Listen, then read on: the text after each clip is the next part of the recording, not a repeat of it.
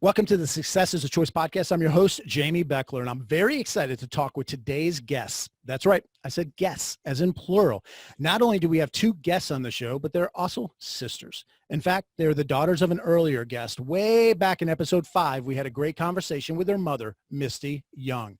But today we are joined by Kay Salerno and Shila Morris. Kay and Shila are doing some great things, from whether it be their squeeze-in restaurant franchise to their work with the John Maxwell team to their Mentorship Quest podcast. They are inspiring others and helping make people the best versions of themselves. So I look forward to our conversation today. So Kay and Shila, welcome to the show.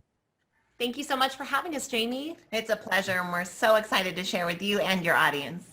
Well, I appreciate it. And I'm looking at you ladies, and when I had your mom on, she was on the treadmill while she was talking with me. So you guys are not on the treadmill today.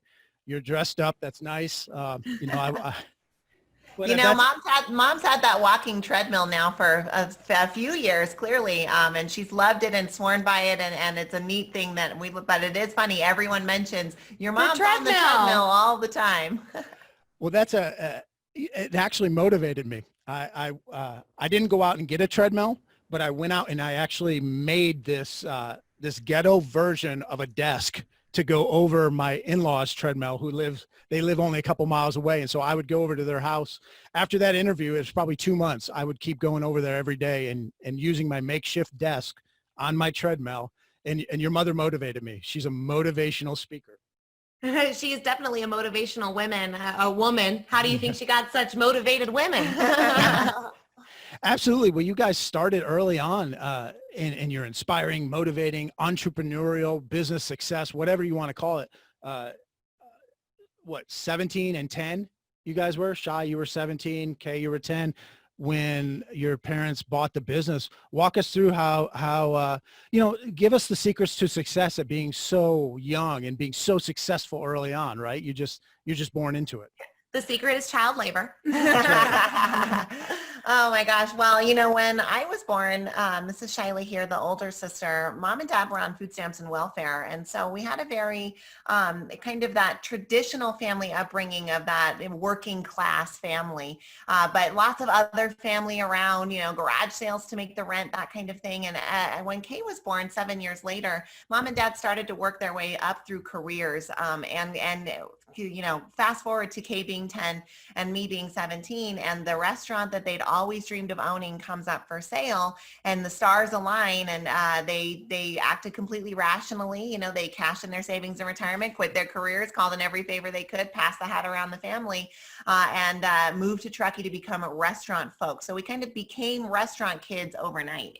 So we went from cheer practices to baking biscuits all together. We went from reading family books together or watching a movie at night to discussing the balance sheets and putting together marketing plans. As kids and as teenagers, we got equipped with these skills for what it would look like to run this business. And that was when there was just one. And now, we've got 11 locations across 4 states.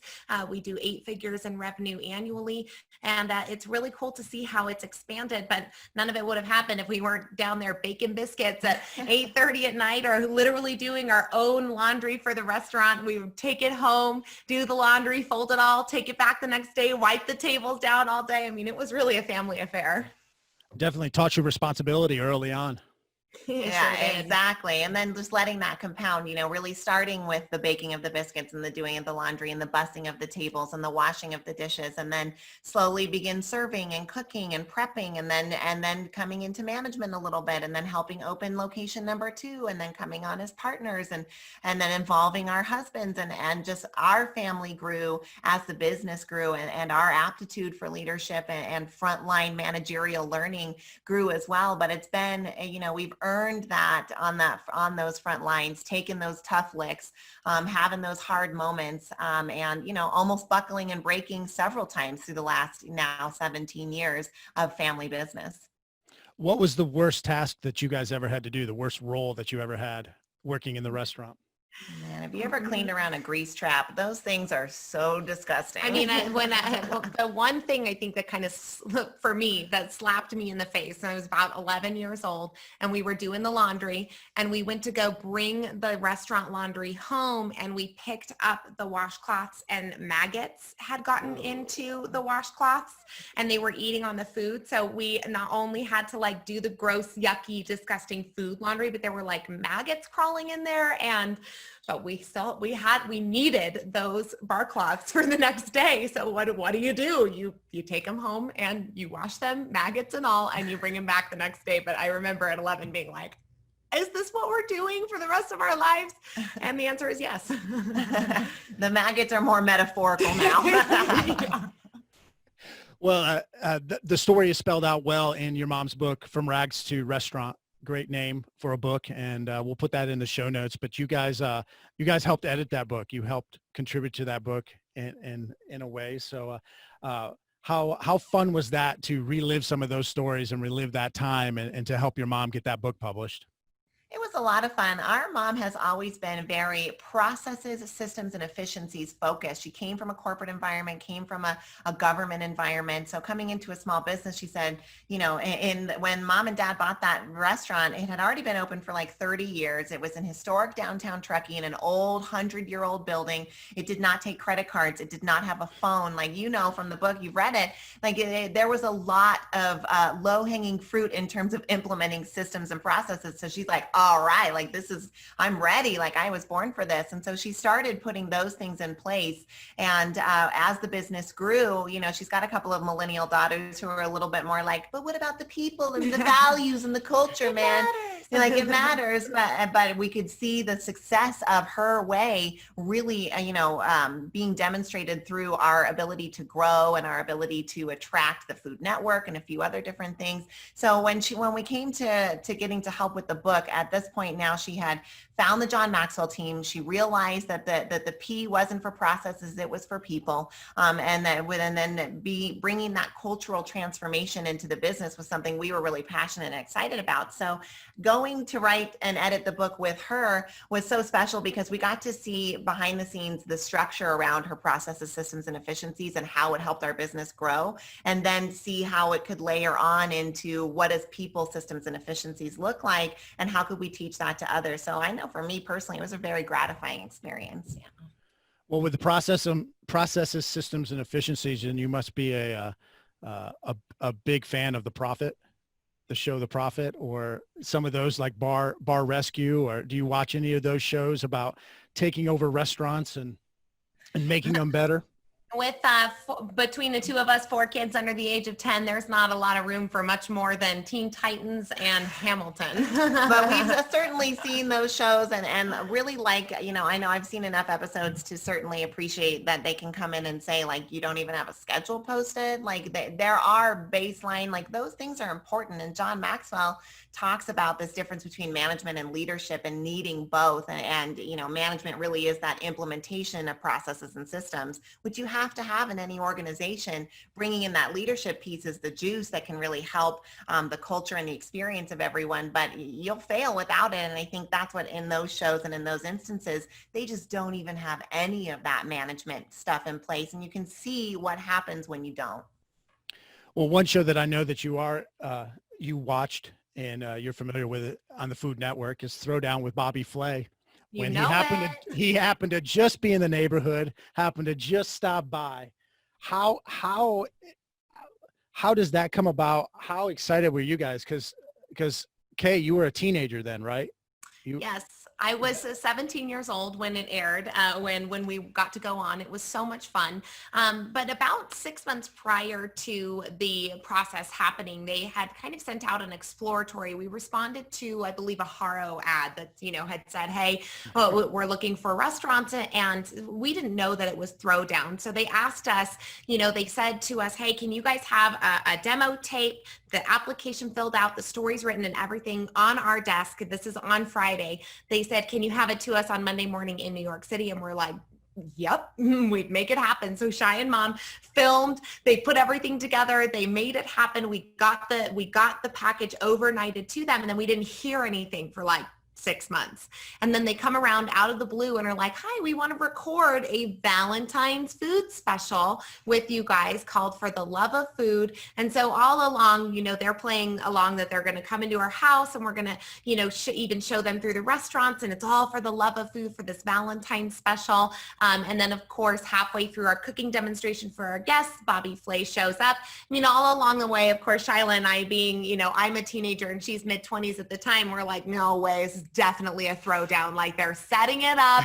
We know, but they had our mom totally fooled, and her genuine reaction on camera is so sweet and so much fun. It was great to have the experience. And Bobby Flay may have won the throwdown technically, but we won by the very next day, seeing a 20% increase in our guest traffic, and have been able to see that sustained growth since that time. So it's been a great blessing for our family.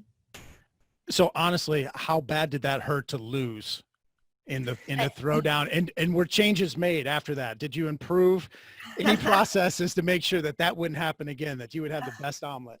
Oh my gosh. Well, it hurt, of course, so bad in the moment. You're crestfallen. You're like, we say we're best omelets on the planet. Turns out Bobby got his start in a breakfast kitchen. He has a real affinity and passion for omelets. So he flew in special cheese from New York. It was like Chilean, Argentinian, paprika.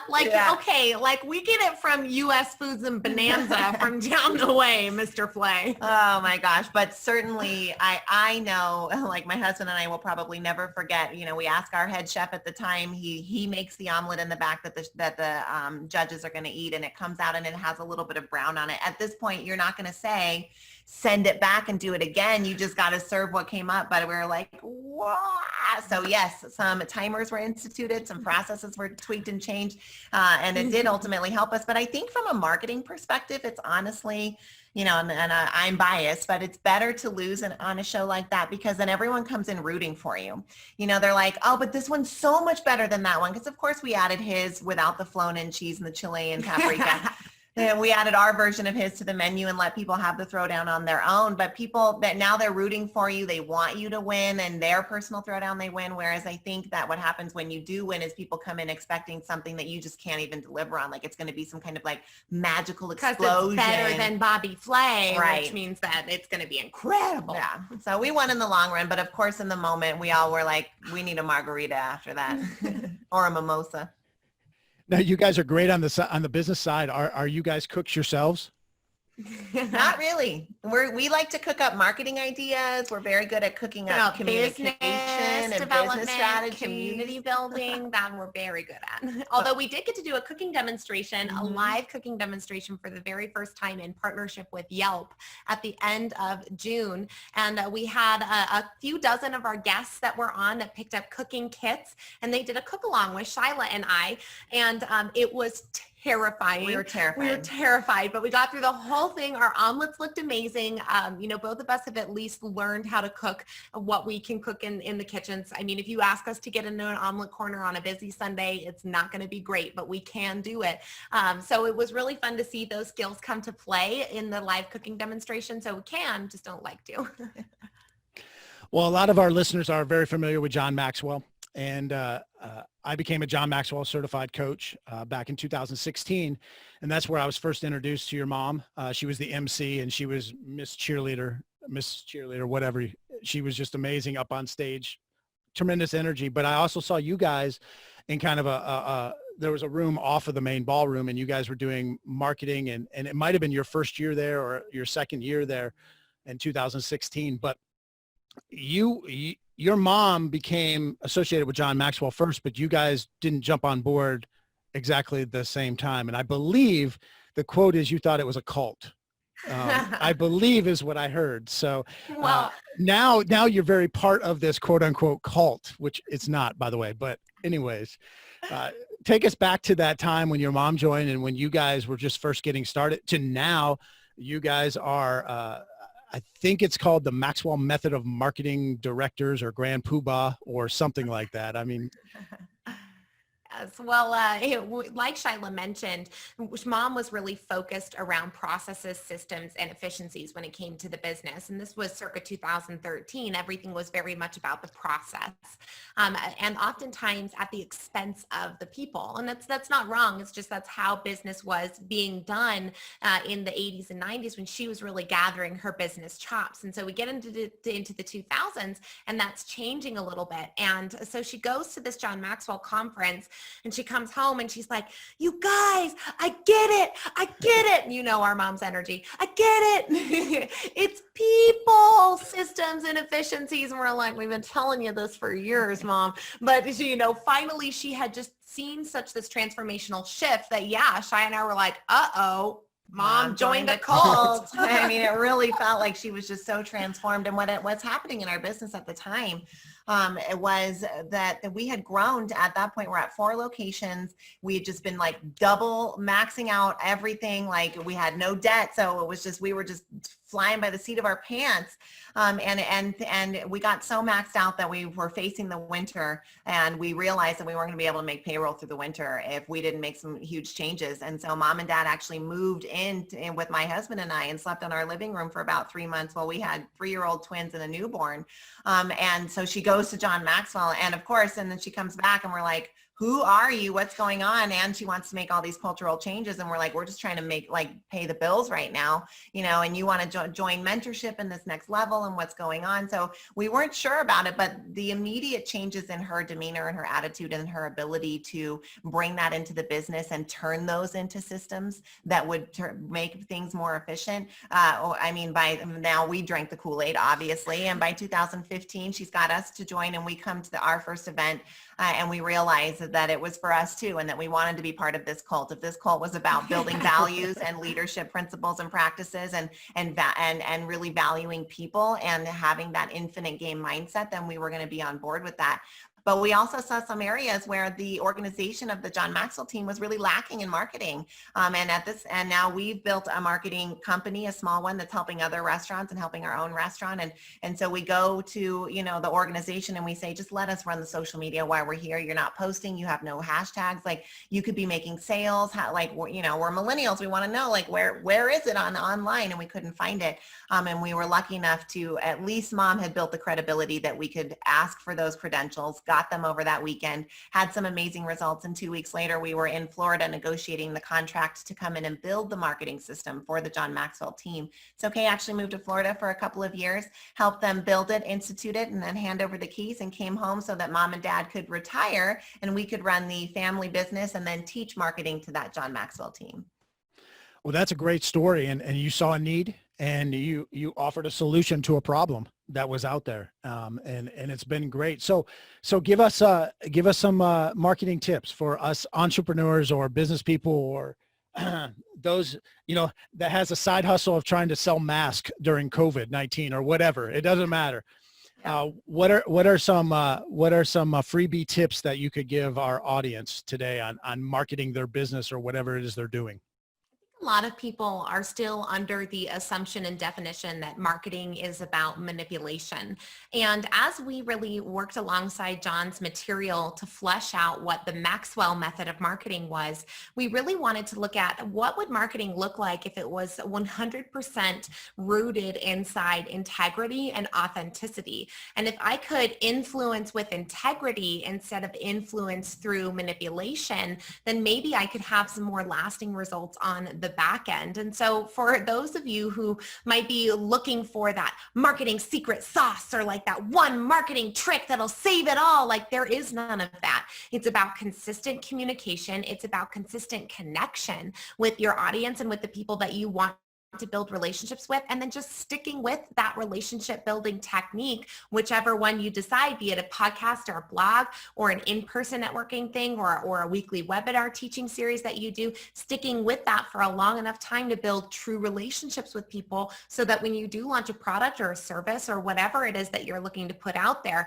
it's an easy yes, and you not having to convince people to get on board. So that would be that first tip, is to go from manipulation marketing and into influencing with integrity. integrity. Well, and conceptually speaking, and what we like to really demonstrate this is going from pushing people towards something to pulling them. So not manipulating through pushing and fighting resistance, but getting in front of them and influencing with integrity, aka vulnerability, authenticity, consistency, all those things that Kay just mentioned.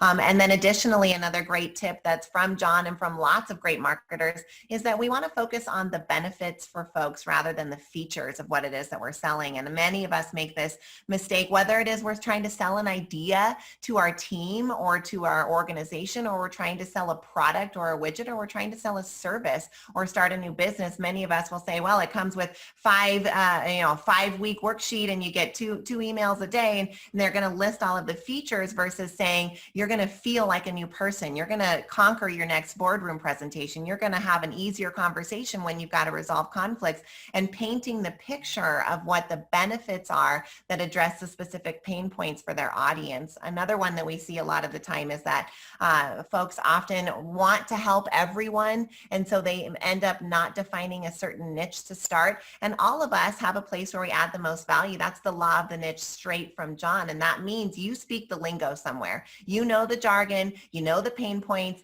I mean, whether you're from the education system or you're a nurse or you're in the sports industry, like you know somewhere where that you can speak really authentically into what it is that they're feeling, so that you could understand how to paint the picture of the benefits better for someone. So we would also say focus on benefits and features and identify your niche, as well as really influencing with integrity and keeping that consistency piece going. Well, I was going to market this podcast episode as the 3 marketing tips that you'll ever need to know to be a millionaire. So you're saying I probably shouldn't do that. I should have integrity. You're saying we shouldn't look for hacks. No. Well, it's your choice. Advice. That's great advice, though, because we're always wanting these hacks. You know, give me these 3 things that are assure me of success. But it's more than that. It's not just 3 things. It's almost a way of life to a degree. Yes, and those 3 things that worked for Jamy are not necessarily going to be the 3 things that now work for every single other person out there. So it's interesting, to hear some of the teachings that will come out and people are like, I have the system that's going to make you money. And it's like, well, I have the system that made me money and it could make you money. But we see this even in the franchise space. If somebody doesn't have the right heart for community, if they're not in it to win it, if they don't want to hit the ground running and work really hard, they're not going to make it. So even if somebody has a system, you might not be the right person to plug into that system, or you might be, but that success or failure isn't dependent upon the guarantee made on a marketing message. It's dependent upon the person who decides to implement whatever system came forward. Well, speaking of branding, you guys are Kay and Shy, kayandshy.com, Kay and Shy on Instagram. When you do your videos, Kay, it seems like you speak first. You say Kay and Shy. Yeah. Now, Shy, you're older though. Is that some sort of like servant leadership thing where you're letting her be first? Was it alphabetical, or is it just, save the best for last? How did you guys decide on that, or did you flip a coin? Oh my gosh. No, Kay has the much better voice. She has the velvety voice. She's the one out of the 2 of us that can sing. So we decided earlier on that she would be the one who would always open for us. And then I could come in with the older wisdom, but she could start us out with that velvety, beautiful voice of hers. Right. And Kay and Shy is alphabetical, and it flows a little bit better than Shy and Kay. From like a verbal standpoint, you've got that hard consonant first and your softer consonant second. You definitely don't want to do shykay.com. You don't. And I guess there's like some little bar in Indiana or something called Shy K that we recently found. We called, what's the meaning of it? And they're like, what are you talking about? Well, speaking of velvety voice, Kay, you just were named 2020 Mrs. Congeniality in Nevada. Nevada Mrs. Congeniality. I've watched the movies because my wife has made me watch Miss Congeniality. I've never actually met a Mrs. Congeniality in person. So yeah, how was that experience? The 2020 Mrs. Congeniality during the Mrs. Nevada contest. Did you get to show off your velvety voice? There wasn't a talent portion in this particular contest, but having been voted congeniality was for me one of the most special awards because you are voted for that particular title by the other contestants. So to be voted the nicest, most helpful, and kindest person there by the other women in a competition, to me just meant so very much. And I mean, there are airline pilots and Air Force officers and doctors and real estate moguls and just these incredible women. And so it was just an beautiful honor that they thought so highly of me. I was so grateful to have won, and the pageant was a really fun experience. How much we had on a fitness trainer, and he's from Phoenix, Arizona, but he trains all these Miss America contestants and winners. He's had a number of winners, Miss America. I imagine that you had to go through quite a lot of training going into that, both from maybe a fitness standpoint, but also, not necessarily how to walk, but not how to be nice, because that's a way of life. But, how much training did you have to go through before this?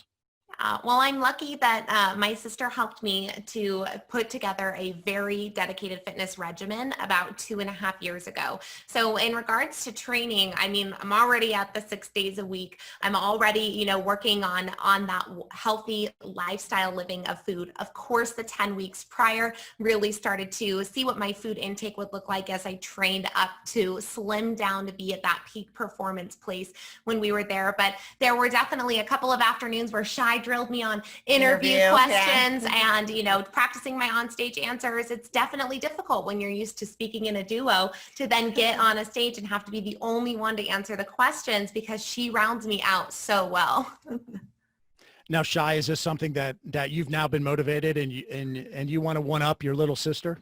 I always like to one up in the education space. So I got my master's degree in 2017. I have a dual major bachelor's degree. So it's interesting how alike we are. We also have some separate passions. We both love self-learning and self-leadership and reading books and masterminding on things together like that. But I was just so proud to support her and see her go through this and to see her be named Mrs. Reno and then compete in Mrs. Nevada and help all along the way. It was really fun to see her and to support her in that way. And I don't feel the need to compete, but if there is ever a dual situation where we could compete together, I am all about right. that. If there's like a Mrs. Sister Nevada, then we are on it. This is us. We are doing it.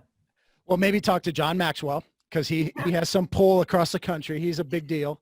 Maybe at least they can do a Mrs. I don't know, JMT or that would be Sister fun. Act or something like that. But you raised money during this process. You raised money for a local charity. I'd love for you to talk about that charity or any of the other charitable organizations that you guys work with or promote, just in case there's some listeners that have been wanting to do something but don't know where to start or don't know who to give to or don't know who to support. So I'd love to have you talk about that charitable group that you worked with.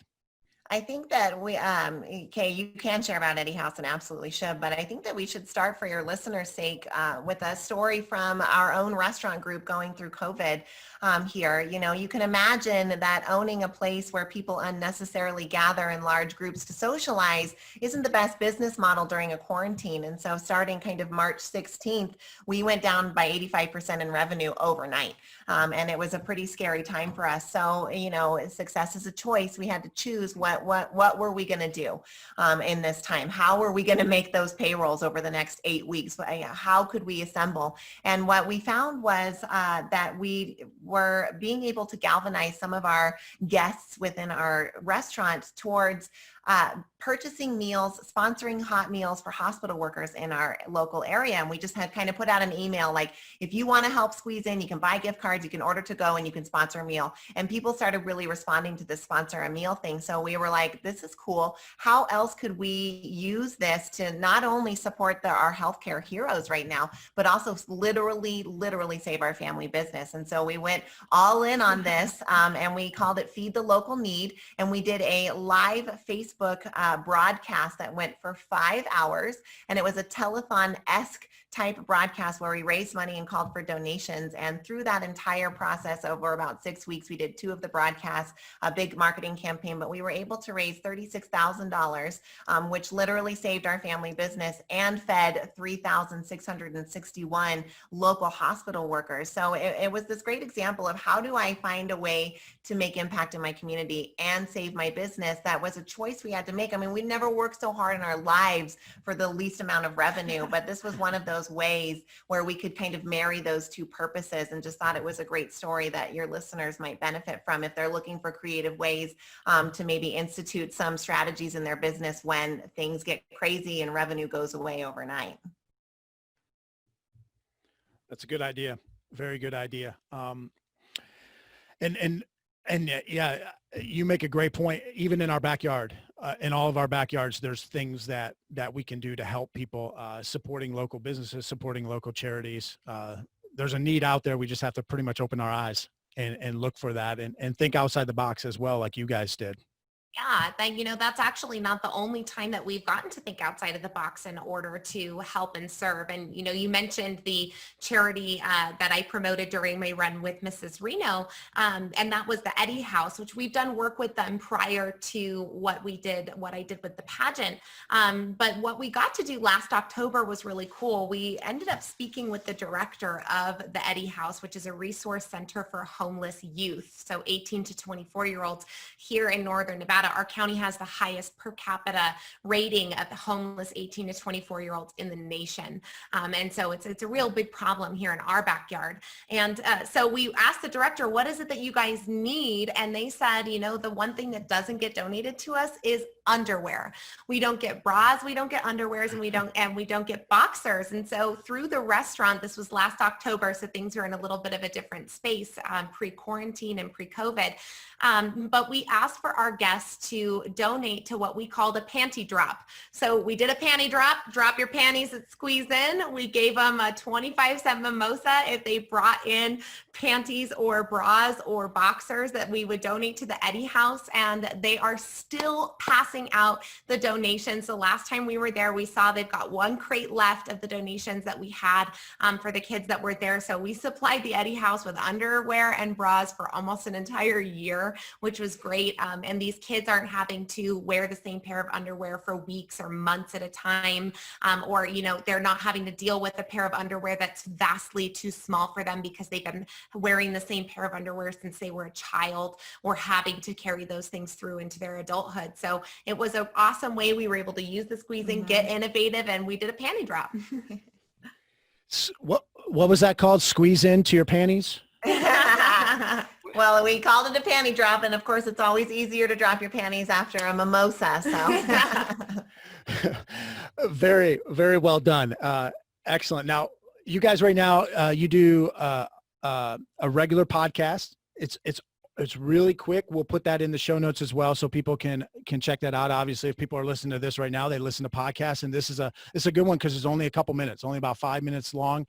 Why did you guys decide to start that? Where did it originate, and what's on the horizon for Kay and Shila?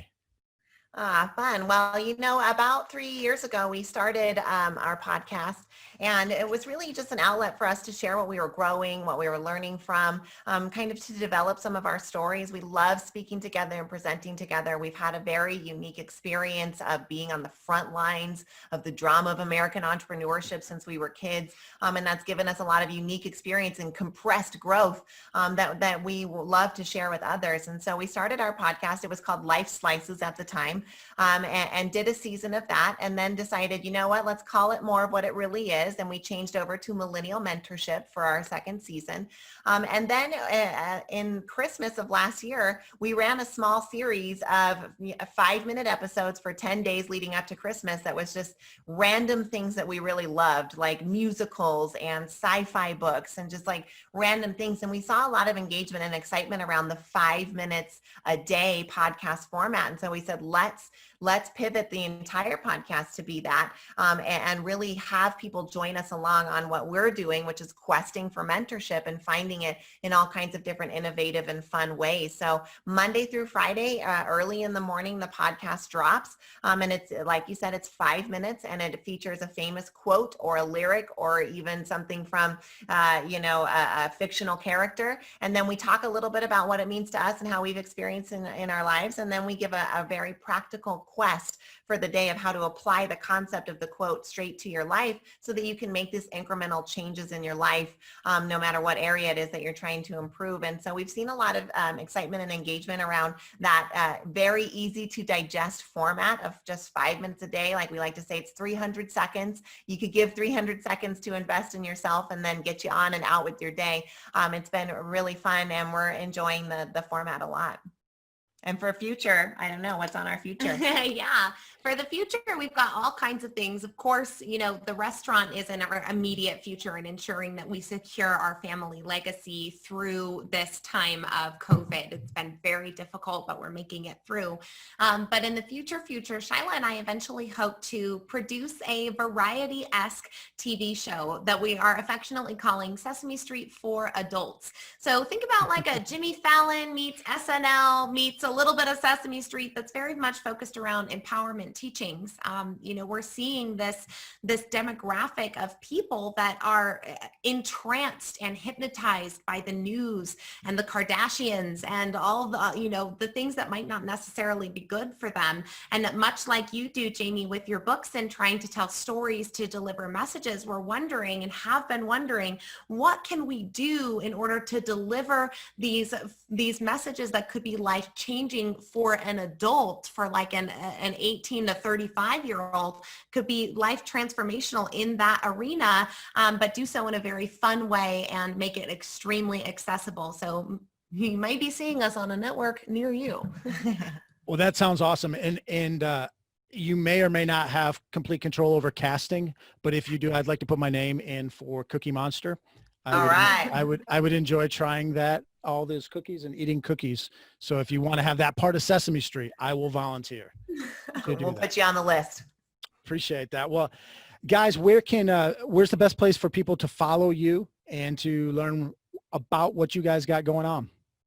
We'd love it if you joined us over on Instagram or Facebook. You can find us at Kay and Shila, KayandShi. And you can also find us at KayandShi, spelled just like that, .com, if you want to learn a little bit more about what it is that we do or to listen to the mentorship quest. Of course, the podcast is available on iTunes, Spotify, and Podbean, so you can listen to it anytime, anywhere. Awesome. And we will put those in the show notes as well so that people can go back and check that out if they weren't able to get that as you were saying that. But ladies, definitely appreciate you taking the time to join us. And thank you for all the work that you're doing. You're doing great stuff, helping lots of people, and love the enthusiasm. Keep it up. Thank you, Jamy. That was a fun conversation with Kay and Shila. They have tons of energy and great insights as well. Be sure to check out the show notes on how you can follow them on social media. And if you're ever in Las Vegas or Reno, the greatest little city, or any of the other locations that they have a restaurant in, maybe you can stop in for one of those world famous omelets. And if you enjoyed today's episode, and let's face it, you did, or else you wouldn't have gotten this far, please consider leaving a quick 5-star review on iTunes. It is quick, it's simple, and it helps others find this episode. In fact, just go ahead, make the comment, Kay and Shila rocked, with a big exclamation point or something cool like that. Well, anyways, thanks for doing this. And until next time, remember that success is a choice. What choice will you make today?